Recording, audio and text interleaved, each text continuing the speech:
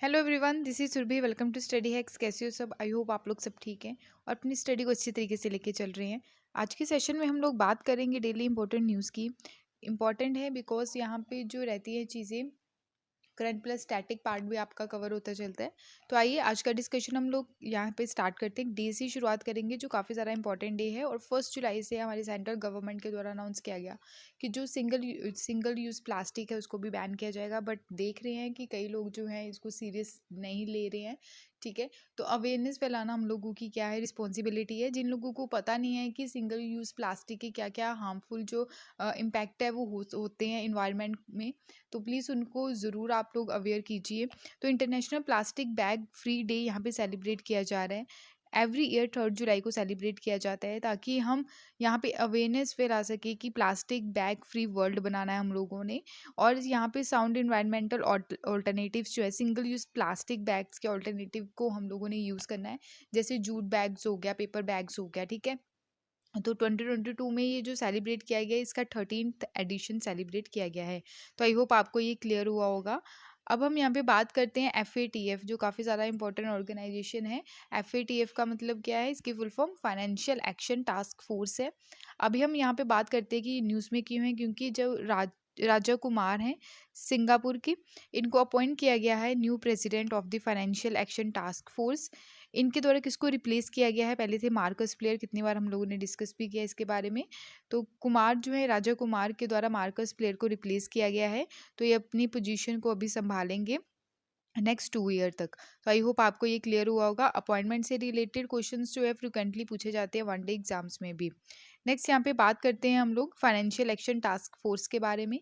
Financial action task force जो है ये इंटर गवर्नमेंटल बॉडी है जो 1989 में इसको इस्टेब्लिश किया गया। किसके द्वारा? G7 कंट्रीज़ के द्वारा। यानी कि G7 समिट हो रही थी कहाँ पे? पेरिस में, पेरिस फ्रांस में। तो यहाँ पे इसको इस्टेब्लिश किया गया। ये क्या करती है? ये सहायता करती है स्पेशली स्ट्रेंथ जो कंट्रीज़ की है, स्पेशली एंटी मनी लॉन्ड्रिंग को लेके। एंटी मनी लॉन्ड्रिंग जो रहती है और एंटी टेरर फाइनेंसिंग फ्रेमवर्क, उस पर कंट्रोल करने की बात करती है। और इंडिविजुअल केसेस जो है does not go by the individual cases, यानी कि इंडिविजुअल केसेस यहाँ पे नहीं देखे जाते हैं। ऑब्जेक्टिव क्या है इसका? प्रमोट करना, इम्प्लीमेंटेशन करना जो लीगल, रेगुलेटरी एंड यहाँ पे जो रहती है इफेक्टिव इम्प्लीमेंटेशन ऑफ लीगल,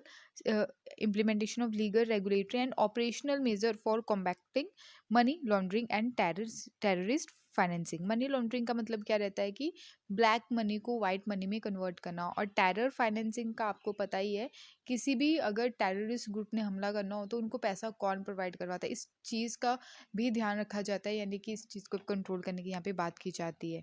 अगर हम हेडक्वार्टर्स की बात करें, जहाँ पे organisation for economic corporation and development का हेडक्वार्टर है पेरिस में, वहाँ पे आपको फाइनेंशियल एक्शन टास्क फोर्स का भी हेडक्वार्टर देखने को मिलता है।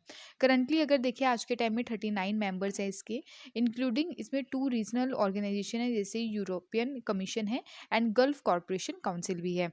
हमारी कंट्री इसका पार्ट है।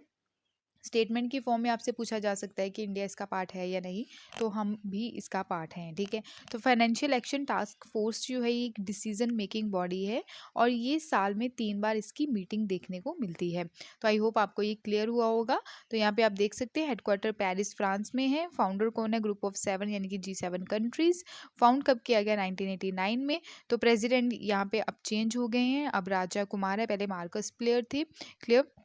तो अगर देखें यहाँ पे क्या करते हैं, पर्पस क्या है कि कंट्रोल करना मनी लॉन्ड्रिंग को एंड टेररिज्म फाइनेंसिंग को।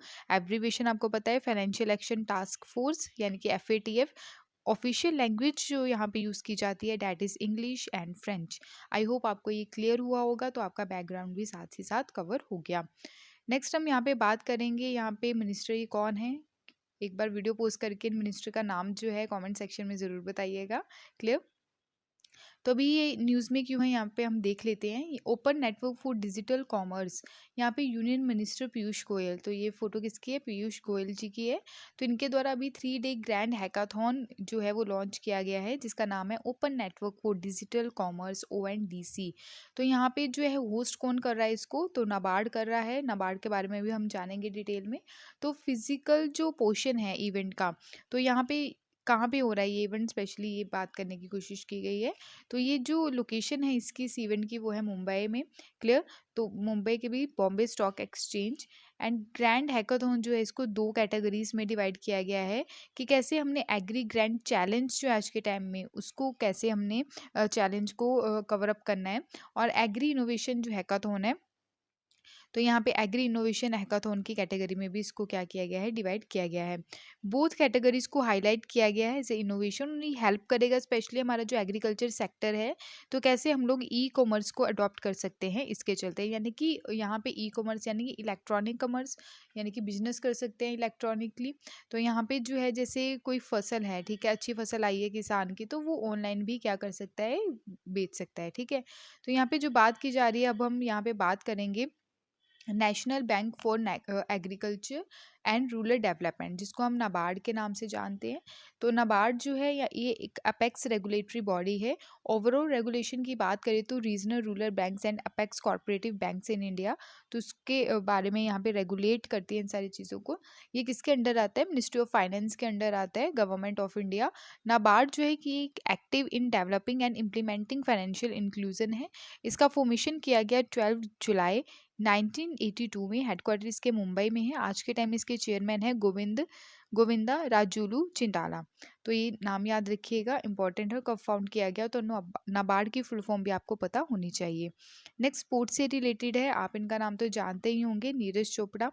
तो अभी ये न्यूज़ में क्यों है, क्योंकि यहाँ पे जो है दी डायमंड लीगल कंपटीशन अभी हेल्ड हुआ, कहाँ पे, तो ये हेल्ड हुआ स्वीडन, स्वीडन की कैपिटल स्टॉकहोम में आपको ये इवेंट देखने को मिला। तो यहाँ पे इनके द्वारा सिल्वर मेडल जो है वो जीता गया, और इनके द्वारा इंडिया का जो यहाँ पे हम देख सकते हैं, इंडिया का जो रिकॉर्ड था इनके द्वारा बनाया गया उसको भी यहाँ पे तोड़ा गया, ठीक है। तो रियोन डायमंड लीग कंपटीशन जो है स्टॉकहोम स्वीडन में ये देखने को मिला। Olympic champion javelin thrower Neeraj Chopra के द्वारा यहाँ पे सिल्वर मेडल जो है वो जीता गया, ठीक है। तो यहाँ पे जो अगर बात करें, नेचुरल रिकॉर्ड इनके द्वारा यहाँ पे तोड़ा गया। तो ट्रिमेंड्रियस यहाँ पे 89.94 मीटर का थ्रो यहाँ पे हुआ, और यहाँ पे जो है सेकंड प्लेस पे रहे नीरज चोपड़ा। फर्स्ट प्लेस पे कौन रहे, एंडरसन पीटर रहे, ठीक है। तो 90.31 मीटर तक इनका जो है थ्रो किया। अबाउट अगर देखिए डायमंड लीग कंपटीशन, तो डायमंड लीग कंपटीशन जो है ये एनुअली होती है। यहाँ पे टॉप 14 यहाँ पे जो एथलीट्स हैं उनको इनवाइट किया जाता है, ठीक है। एक ही फील्ड पे यहाँ पे आपको देखने को मिलते हैं इनके कॉम्पिटिशन्स। वर्ल्ड एथलेटिक्स, जिसको AIAAF बोला जाता है, वन डे मीटिंग कॉन्टेस्ट यहाँ पे देखने को मिलते हैं। और यहाँ पे सीरीज रहती है, जितने भी वर्ल्ड के टॉप एथलीट्स हैं यहाँ पे क्या करते हैं, कॉम्पिटिशन में भाग लेते हैं। तो फर्स्ट सीजन जो था इसका 2010 में हुआ। यहाँ पे हम देख लेते हैं, ये हमारी कंट्री है, ठीक है। तो ये है स्वीडन, स्वीडन की कैपिटल है स्टॉकहोम। तो आई होप आपको ये सारी चीज़ें क्लियर हुई होंगी। अब हम यहाँ पे बात करते हैं US सुप्रीम कोर्ट, यानी कि यूनाइटेड स्टेट्स का जो सुप्रीम कोर्ट है। तो वहाँ पे अभी एक सुप्रीम कोर्ट में जजिस की जो संख्या उसको बढ़ाने की भी बात की गई है, ठीक है। तो ये हमारी कंट्री का भी विजन है। तो यहाँ पे केतानजी ब्राउन जैक्सन के द्वारा अभी US सुप्रीम कोर्ट में एज अ जज जो है वो ली गई, शपथ ली गई, स्वॉन ली गई है। तो ये क्या है, फर्स्ट ब्लैक वुमेन है, ठीक है, जिनके द्वारा ये शपथ ग्रहण की गई है। तो 51 ईयर ओल्ड है, अपॉइंट किया गया इनको बाय द डेमोक्रेटिक जो प्रेसिडेंट है जो बाइडेन के द्वारा। तो ये यानी कि majority are not in the majority nation, highest court for the first time 233, यानी कि पहले ब्लैक जो है, ब्लैक जो पीपल है उनको यहाँ पे अलाउ नहीं किया जाता था, ठीक है। तो अभी ये फर्स्ट देखने को मिली है black women. 4 of the justice अगर देखें तो 9 मेंबर जो है कोर्ट के वो आज के टाइम में वुमेन है USA में। तो यहाँ पे अगर बात करें, making it the most diverse bench in history, although they all attend the elite law school of Harvard और येल। यहाँ पे हम बात करते हैं लैंडस्लाइड के बारे में, जो काफ़ी ज़्यादा हो रही है क्योंकि अभी मॉनसून का टाइम है, ठीक है, रेनी सीजन है। तो हिमाचल वाले एरिया में या फिर हिली एरिया में आपको बहुत ज़्यादा लैंडस्लाइडिंग के जो केसेस है वो देखने को मिलते हैं। अभी हिमाचल प्रदेश में 9 लोगों की जान गई लैंडस्लाइडिंग की वजह से। क्लियर, ब्रिज जो है किन्नौर जो डिस्ट्रिक्ट में है वो कोलैप्स हुआ ड्यू टू द इम्पैक्ट। तो यहाँ पे हम देख लेते हैं, यहाँ पे उद्धव जी के द्वारा यहाँ पे पोस्टिंग की गई है NDRF टीम की, हाई रिस्क जो एरिया है। क्लियर, तो हम यहाँ पे देख लेते हैं कि फ्लड जोन जो हमारी कंट्री, यानी कि हमारी कंट्री में फ्लड जोन वाला एरिया कौन कौन सा है। तो 75 लाख हेक्टर लैंड जो है वो अफेक्टेड है, ठीक है। तो यहाँ पे बात करें 1805 करोड़ जो है वो यहाँ पे डैमेज होती है crop house and public utilities, और 1600 यहाँ पे लोगों की जान जाती है। तो यहाँ पे आप देख सकते हैं गुजरात वाला कुछ एरिया भी है, महाराष्ट्र वाला कुछ एरिया है, यहाँ पे आप देख सकते हैं उड़ीसा वाला एरिया, आंध्र प्रदेश वाला, ठीक है, वेस्ट बंगाल वाला एरिया आ जाता है, यहाँ पे थोड़ा हिमाचल प्रदेश वाला एरिया आ जाता है। क्लियर? तो ये आप देख सकते हैं, और ये है कुछ पार्ट जो है असम का, वेस्ट बंगाल का भी। क्लियर? तो ये फ्लड जोन एरिया है, बिहार भी आप देख सकते हैं, ठीक है। तो ये फ्लड जोन एरिया है हमारी कंट्री का। नेक्स्ट यहाँ पे बात की जा रही है, सेलिब्रेट की गई है अभी अलोरी सीताराम राजू जी की जो बर्थ एनिवर्सरी है, ठीक है।